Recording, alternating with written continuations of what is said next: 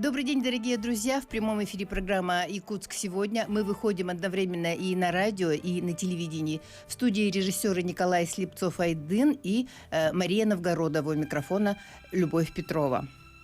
Сегодня гости нашей программы – это представители нашего образования, директор средней общеобразовательной школы города Якутска номер 5 имени Кривошапкина Алексей Клементьевич Семенов. Нет, Кривошапкина Николая Осиповича. Ага. Алексей Клементьевич Семенов. Здравствуйте, Алексей Клементьевич. Здравствуйте. Угу. И заместитель директора по воспитательной работе школы Лариса Дмитриевна Артемьева. Здравствуйте, Лариса Дмитриевна.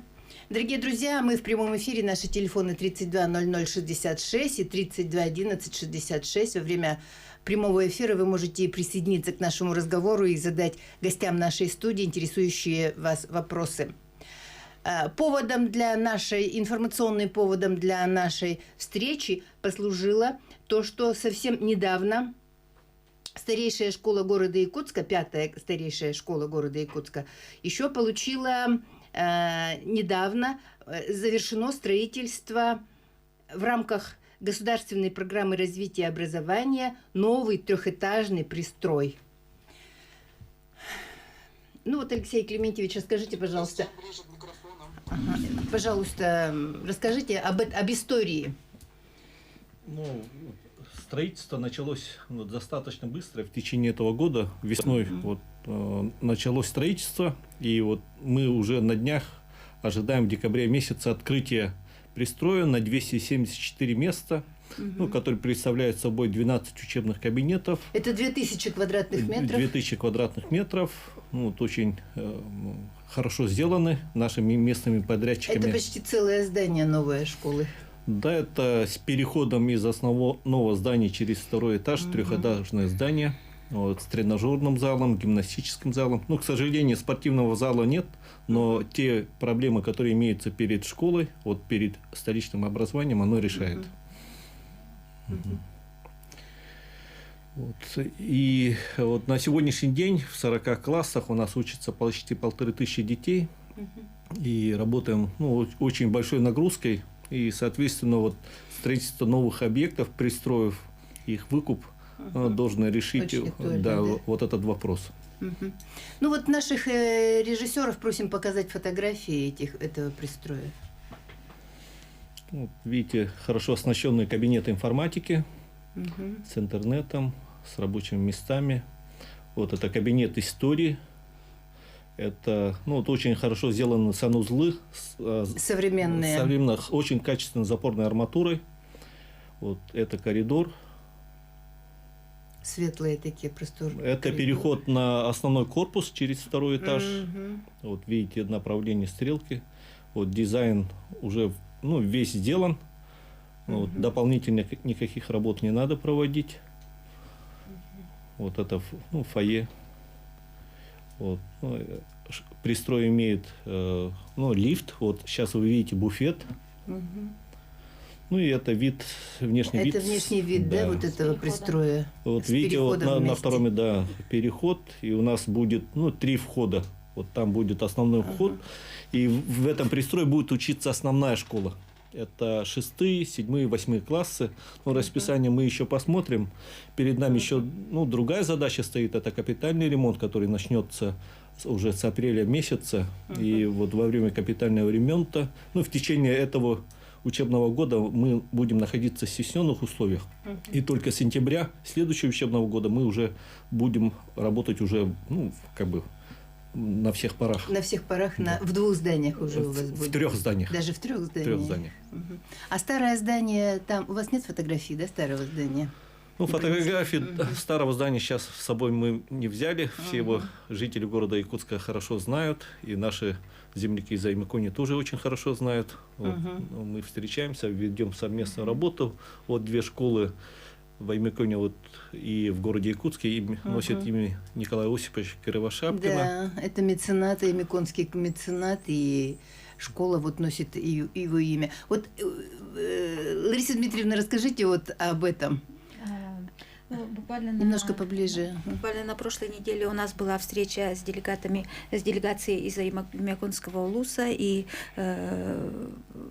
были отношения побратимские между школами. Вот об этом был разговор, чтобы возобновить опять. Вот сейчас у нас был перерыв такой вот из-за ковида, из-за пандемии. А сейчас вот, но мы работали на всех парах и сейчас работаем. Но и вот сейчас перед нами новая задача вот опять возобновить в привычном, ну не в привычном, а уже возобновить эти отношения в обычном формате, да. Вот у нас ведется работа вот по установлению точной даты юбилейной, да. У нас педагог доп. Образования очень такой человек, который очень упорно ведет работу в этом направлении, и может так получиться, что наша школа может оказаться старейшей школой города Якутска. Да. И она, Анна Николаевна Борисова ее зовут, и она привлекает детей к этой работе. Вот, например, к шагу в будущее НПК у нее всегда бывают работы. Ее дети участвуют в издании книг своих авторских, и ну, по всем направлениям она вот и в творчестве, и в НПК эту исследовательскую работу она ведет, ну, совместно с учителями-предметниками тоже. Вот. Ну вот ваша школа носит имя Кривошапкина, да, вот эту историю расскажите, как вот вы... Вам присвоили вот его имя? Нам надо было принести маленький сюжет сюда, показать. На самом деле, в прошлом году у нас есть такое традиционное мероприятие, как форум талантов «Пятая высота». И вот так как в прошлом году ограничения еще не были сняты, он проходил онлайн. И для этого мероприятия мы записывали это мероприятие и в записи пускали. И там наши дети, вот как раз эту сценку, момент, когда купец Кривошапкин выделил деньги на строительство школы, очень хорошо нашими детьми был показан. И этот сюжет снимался в музее. У вас музей есть? Нет, у нас есть музей, но он не такой, он на сайте, музей виртуальный, да, получается. Ага. А они в музее Ярославского снимали его. Вот. Ну и связь, имя Кривошапкина у нас, вот мы его с этим именем идем, достойно несем, я считаю, и очень тесно связь поддерживали и поддерживаем сейчас уже с сыновьями Александра Егоровича Кривошапкина, потомок Кривошапкина. Он очень активно участвовал в жизни школы, всегда отзывался на все. У него очень были идеи, хорошие планы по работе. Вот когда у нас открылся второй корпус, второй корпус, а потом вот он узнал, что у нас будет. Ну, он, конечно же, тоже свои силы приложил к тому, чтобы вот этот пристрой наш появился, чтобы у нас дополнительный пристрой, дополнительная площадь появилась. И он в оснащении его участвовал. Потом он помогал нашим детям, которым требовалась такая помощь. И вот у него были идеи по как раз в плане помощи, в плане информатизации, вот такой вот. Был председателем попечительского совета. Но сейчас вот мы работу эту тоже возобновляем. Я работаю 4-й месяц в 5-й школе, и вот знакомлюсь, и круг знакомства с каждым разом, каждым днем он расширяется. Вот на прошлой неделе вот такая встреча была, и до конца этого года мы должны с попечительским советом встретиться и уже составить планы еще на будущее.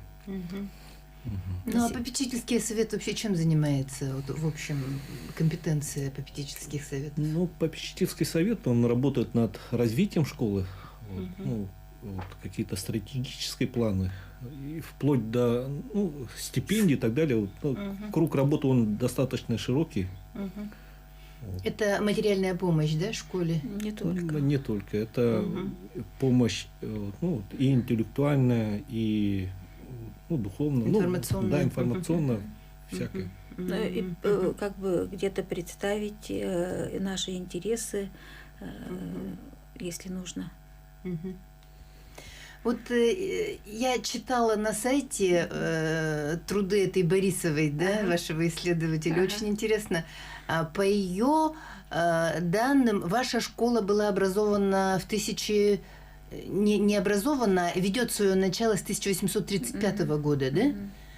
С 1835 года, когда у нас тут в Якутске была образована духовная семинария, и был образован учительский, отделился от духовной семинарии учительская семинария, двухгодичная.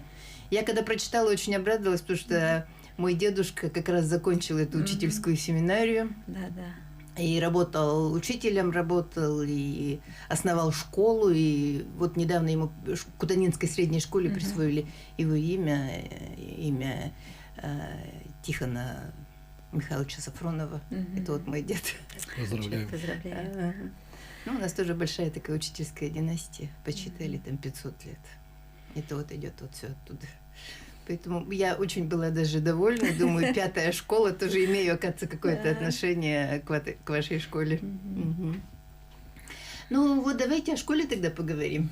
Ну, вот я не зря я сегодня пришел с Ларисой Дмитриевной. Вот, она заместитель директора по воспитательной работе. Вот сейчас вот мы очень большое внимание вот уделяем вот, воспитанию подрастающего поколения. И в плане вот, последних событий и так далее, вот очень такое большое тщательное внимание и корректировка вот, планов воспитательной работы, она необходима, вот военно-патриотическое воспитание. И стараемся уделить внимание, сейчас работаем с молодежью, чтобы вот, самоуправление детское, оно было достаточно самостоятельное и реально участвовало в жизни, в управлении самой школы. Ну, вот день начинается у вас уже с гимна? Начинается? Это с гимна и поднятие флага. Но вот самые первые поднятия флага у нас производили ребята из военно-патриотического клуба «Пятая высота». Почему пятая? Потому что 5-я школа.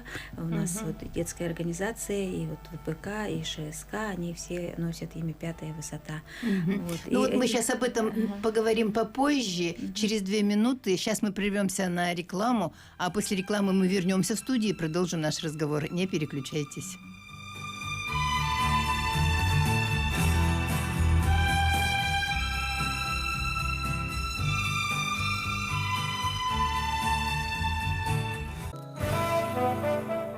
Дорогие друзья, мы продолжаем в прямом эфире программу «Якутск сегодня». Сегодня у нас в студии директор и заместитель директора по воспитательной работе средней общеобразовательной школы номер 5 Алексей Климентьевич Семенов и Лариса Дмитриевна Артемьева. Информационным поводом послужило строительство нового 3-этажного здания в рамках государственной программы развития образования этой школы. Лариса Дмитриевна, вот вы как раз говорили о 5-й высоте, да? Да. Ну, мы начали с утра понедельника, получается, да, и вот ребята, которые у нас поднимали в теплое время года поднимали знамя, сейчас они вносят его, и исполняется гимн. Если это у нас сперва делали ребята из этого военно-патриотического клуба, то сейчас у нас начали проявлять, после этого у нас среднее звено подхватило, а теперь у нас проявили желание это делать ребята из начальной школы. А это вообще добровольно, да? Ну, это было предложено, и вот мы с 1 сентября это делаем. Да. Ну, если дети уже младшие дети, школьники, да, если они вот смотря на это, им привлекательно, хочется им в этом поучаствовать, да, это же говорит о чем? Говорит о том, что это работает. Да, воспитательный это вот любовь к родине же воспитывается, да, когда человек исполняет гимн своей родины, то он наполняется вот этой любовью к родине, Да. это гордость за свою родину. Мгм. Вот. И потом дети, они знают слова этого гимна? Да, у нас на уроках музыки они изучают гимн, поют гимн. И вообще по неделям у нас на этой неделе дежурный этот класс, вот они поднимают знамя и исполняют гимн. И и теперь у нас старший состав военно-патриотического клуба, они обучают уже учеников начальной школы, готовят смену. Вот если там покажут презентацию, то там этот момент есть, что подготовка. Показывают. Вот.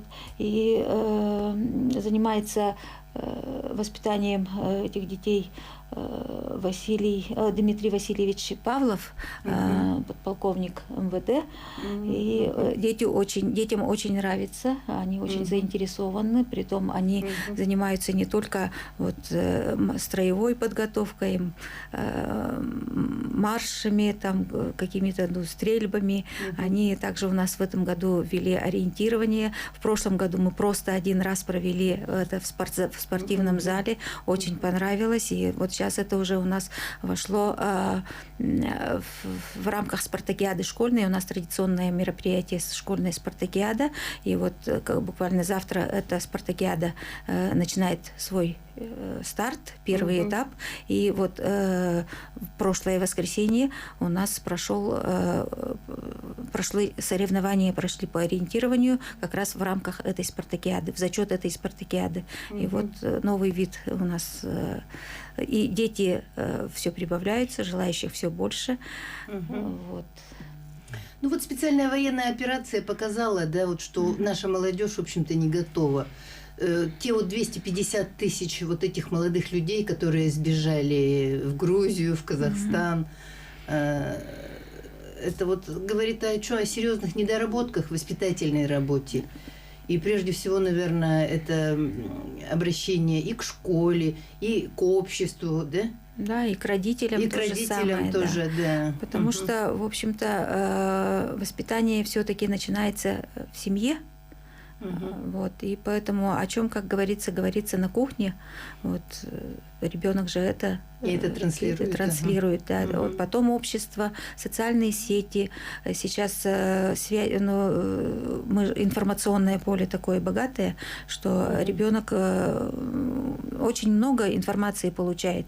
Не вся та информация, которую он поглощает, правильная. Потом влияние на ребенка, конечно, это все оказывает, но в школах, конечно же, патриотическим воспитанием в школах всегда занимаются, да, но сейчас говорят... может быть, это больше формально занимаются? Как формально. Не задевает душу ребенка. Нет, если даже судить по правилам дорожного движения, которые в школе обязательно проходят, дети. Если родители будут со своим ребенком переходить дорогу в неположенном месте, какое образование оно может повлиять на воспитание. Поэтому все решается в комплексе. И обществом, в семье, и в школе. И 5-я школа, я и работая в другом месте, я знал. И работа она была и продолжается в унисон. Сейчас планируем кроме усиления культурный паспорт проект, сейчас мы планируем выход в театр всей школой. И это не только дети, а коллектив. Всем коллективом. И мы минусы стараемся сделать плюсы. У нас, к сожалению, спортивный зал один. И проведение мероприятий на сегодняшний день календарь расписания занятий в спортивном зале, он расписан буквально каждый день занят по часам, да? По часам до 8-9 часов вечера он занят детьми и коллективом. И таким образом, зная свои минусы, мы уже стараемся выйти уже на другие площадки. Допустим, с «Динамо», да. Дмитрием Васильевичем мы работаем с выходом на «Динамо». Вот сейчас вот на весенний период будем планировать уже вот укрепление лыжной базы, чтобы наши дети максимально находились на улице, так как спортивный зал один. И туристическое направление тоже вот, ну, в ближайшее время мы постепенно базу будем укреплять, чтобы наши дети по возможности ходили больше ну, на природе. И кроме этого, вот, те же смотры песни строя, они всегда проводились традиционно в школах у нас в феврале месяце. Мы хотим его сделать уже вот осенне, весенний, ну, да. когда тепло на улице. И ну, как бы согласования все прошли. На этот учебный год мы уже ну, как бы опоздали. Поэтому вот в пределах, ну, в рамках вот спартакиады он будет проводиться в течение года. Вот в феврале у нас останутся только, наверное, победители уже, да, которые будут представлять школу уже по округам, по городу или, может быть, по республике. Поэтому вот в таком направлении стараемся работать. И сейчас вот одно из направлений, это связано и с вами, это вот медиаобразование. Вот в классах, если у нас 40 классов, 1500 детей, одновременно происходит 40 событий внутри, если их по классам смотреть. А если смотреть в рамках разреза каждого ребенка, каждый день происходит 1500 событий одновременно. И вот это все осветить практически невозможно.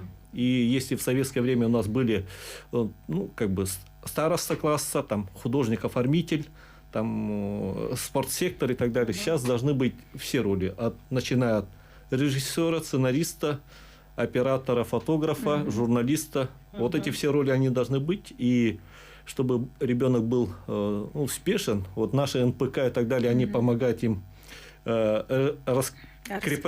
спокойно говорить, раскрыться. Вот, работа в любой отрасли, можно вот эти знания, компетенции, которые они получат ну, в этой работе, они могут применить в любой отрасли экономики. Вот, поэтому вот в планах вот такие направления развивать, и мы очень ждем, чтобы у нас был капремонт, и на оснащение нам будут 8,5 миллионов, и будем, вот, мечтаем сейчас, вот каждый день мечтаем вот одно оборудование, другое оборудование, чтобы оно развивало школу нашу, чтобы мы сделали вот, ну, несколько лет вперед, шаг вперед. Ну, воспитательная работа же очень многогранная, да? Это и воспитание личности, это воспитание моральных качеств. Это не только образовательный процесс. Да, конечно. Ну и вот насчет самоуправления я тоже добавлю. Школьное самоуправление, она у нас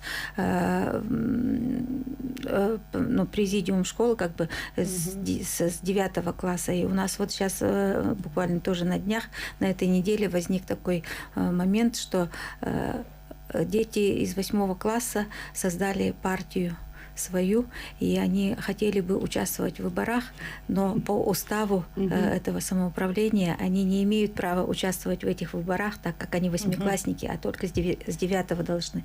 И сейчас они готовят запрос, чтобы внести поправку в этот устав, и чтобы их пустили, да.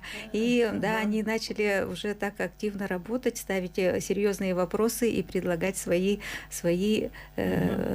предложения и пути решения каких-то вопросов.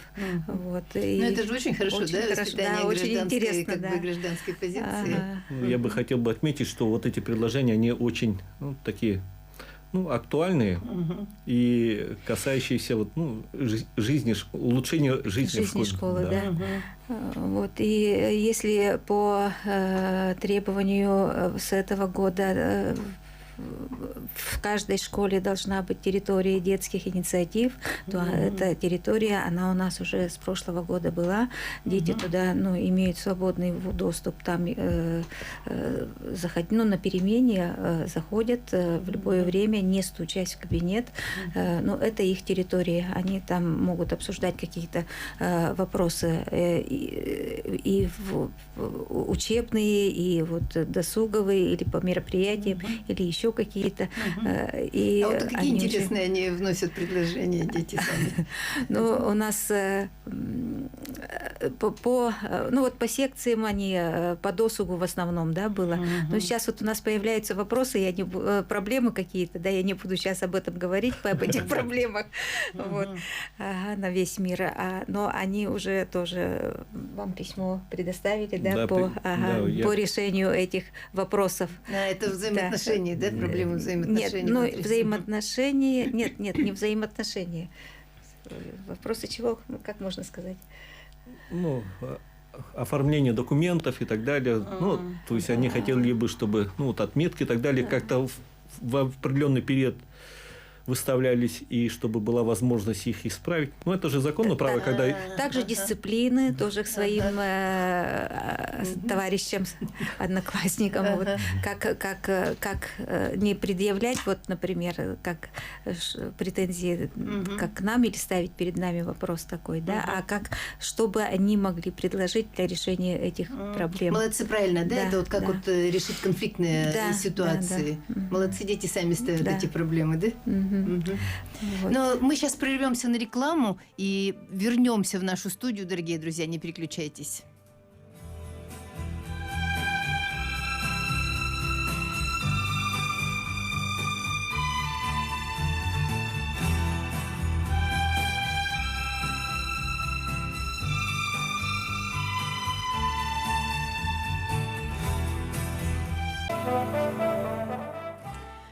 Дорогие друзья, мы продолжаем прямой эфир в программе «Якутск сегодня». В студии режиссеры Николай Слепцов-Айдын, Мария Новгородова, у микрофона Любовь Петрова. Сегодня гости студии – это директор средней общеобразовательной школы номер 5 города Якутска имени Николая Осиповича Кривошапкина Алексей Клементьевич Семенов и заместитель директора по воспитательной работе школы Лариса Дмитриевна Артемьева.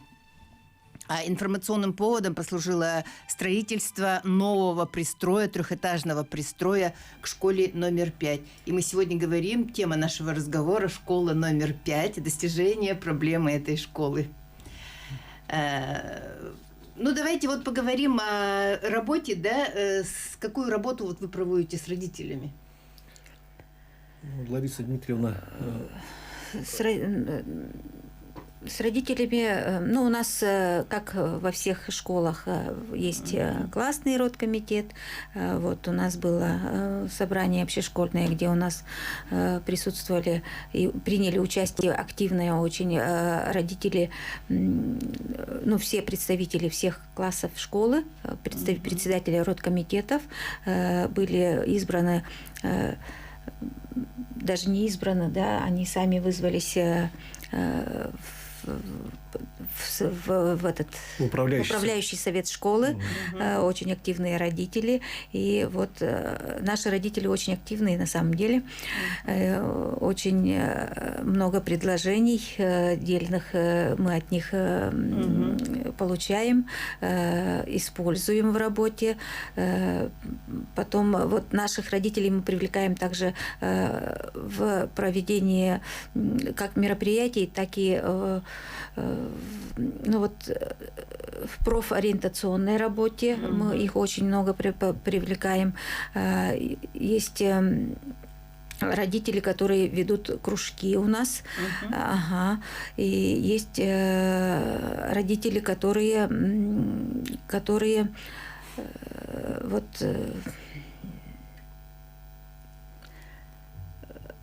комиссия. Нет, они работают в разных комиссиях, начиная с бракеражной, это контроль столовой. Вот, мужчины у нас дежурят, в вечернее время дежурство выходят. И, как и во всех школах, у нас родители активно работают со школой во всех параметрах. Это те же научно-практические конференции, они выступают в качестве научных руководителей или там экспериментаторов каких-то, да, и те предложения и так далее по работе, они как бы к руководству управленческим решениям они используются. И вот сейчас вот мы выбрали обновленный состав управляющего совета, и тоже до конца этого года мы проведем совещание, буквально на следующей неделе, чтобы составить планы, принять какие-то управленческие решения и те задумки, которые тут имеются у коллектива, администрации, у меня, чтобы их скоррелировать, с ними сопоставить, получить замечания, предложения. И реализовать. Да, и реализовать. И родители, конечно, это самая такая... это опора, конечно, да, опора. школы.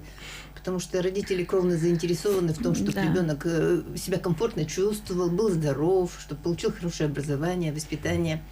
Вот как у вас с наполняемостью классов? Наполняемости классов у нас очень сложная ситуация, как и во многих, наверное, центральных школах. Но я хотел бы особенно подчеркнуть, что как-то слышал, но когда сам на себе почувствовал, когда в классе за 40 детей, 43 ребенка в классе, это перебор. На следующий год с укреплением нашей материальной базы мы будем проводить анкетирование и по возможностям детей будем открывать дополнительные профильные классы имеющимся. И я думаю, что так как у нас очень хорошая лаборатории появились по химии, по физике, есть желание проверить гипотезу открытия физико-математических классов в 5-й школе. Благо у нас институт, наш родной альма-матер СВФУ всегда нам поможет в каких-то этот пристрой как раз вам поможет, разгрузить и какие-то задумки. С 5 класса задумка такая, что с 5 класса постарше, с 5 и выше сформировать какие-то профильные классы. Цели в первую очередь, конечно, разгрузить и создать физико-математические классы. К сожалению, какой-то отток в общеобразовательных школах идет, допустим, ФТЛ, ЕГЛ, чтобы это все как-то стабилизировать, нам надо обязательно открыть физико-математическое направление. Это мое видение, как поддерживают родители, коллектив, я не знаю, но примерно я понимаю, что поддержка она есть, условия у нас появляются. И, соответственно, уже если в 5-й школе работают фирменные классы, мы будем их укреплять. Сегодня Якутсэнерго был. Якутсэнерго был. ЕПАК тоже сегодня экскурсии были в ЕПАК. Также в Харасхал. Это в рамках профориентационной работы? Да, у нас вообще сегодня очень такой день насыщенный. Вообще это неделя насыщенная, а этот день еще более насыщенный. Все вместе. Все вместе. Завтра тоже у нас продолжение идет. В данное время сейчас в рамках Дня правовых знаний дети находятся тоже на экскурсии в МВД, в Якутское МВД. И мы максимально стараемся показать больше, чтобы ребенок все-таки выбрал больше, свое что-то нашел. Также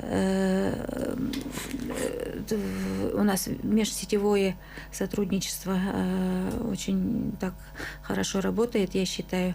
Мы заключили соглашение с дирекцией биологических ресурсов. Они у нас с охватом 600 человек, они провели эко-уроки в течение 2 дней.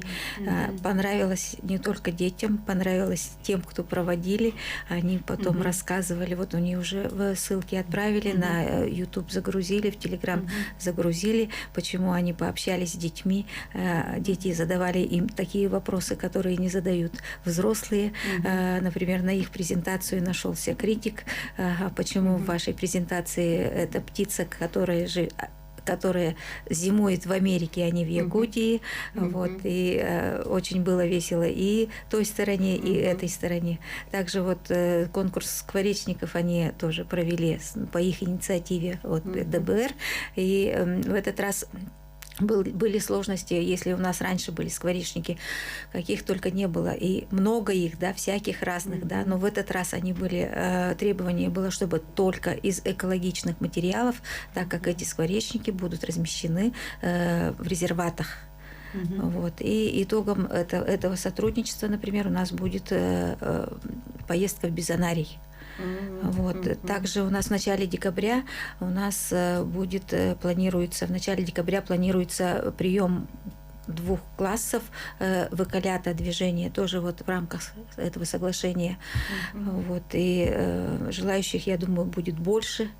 Вот, также у нас вот с театрами тоже соглашение. И вот 23-го тоже начальная школа у нас, для них день театра будет вот для учеников. Они выезжают в театр.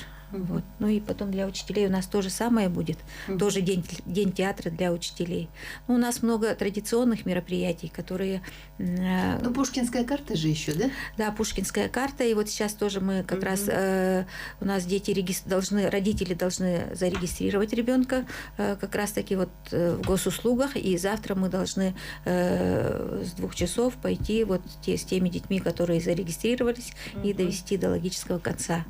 Вот эту процедуру, потому что сейчас вот 5, в прошлом году было 3000, в этом году 5000. И это очень удобно, на самом деле, если билеты, и этим надо пользоваться у нас здесь, можно этим пользоваться, потому что сумма 5000, и там билеты 350-250 рублей, да, это можно куда угодно сходить, да. А если, например, в другом месте, вот в центре, ну, в Москве, в России, там дорогие билеты, поэтому нам надо пользоваться этим здесь. Вот. Ну, у нас до конца эфира осталось 2-3 минуты. Вот о чем бы вы еще хотели сказать?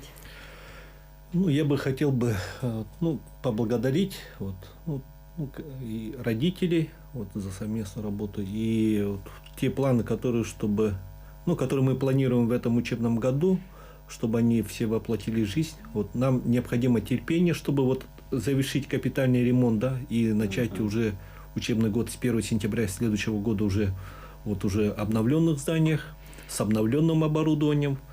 И вот тут помощь, конечно, родителей, она вот необходима, поддержка нужна. Потому что вот, в 2 зданиях, хотя у нас имеется преимущество вот, размещения в 2 зданиях, но все равно сложности имеются. Ну, еще и у вас и зала, как вы говорите, нет. Да, вот и поэтому... Это проблема, да? Теперь будем добиваться строительства спортивного зала. Да. И, так как до Нового года мы, наверное, уже не встретимся, сейчас вот мы готовим уже елку, сценарий готовим к новогодним праздникам, поэтому всех хотел бы уже поздравить с наступающим Новым годом, чтобы все планы наши воплотились в жизнь, чтобы у нас было крепкое здоровье в наших семьях, чтобы в семье и в школе была гармония. Вот чего я хотел бы пожелать. Вам слово. Я хочу тоже поблагодарить за приглашение на эфир и пожелать нашим детям, нашим родителям, учителям, нам всем добра, здоровья и терпения. Ну, учителю, конечно, требуется всегда огромное терпение. Я благодарю вас за участие в нашем эфире. Желаю вам успехов, чтобы все ваши планы осуществились, дети ваши были счастливы и здоровы. Дорогие друзья, на этом наша программа завершена. Мы прощаемся с вами. Желаем вам всего самого доброго.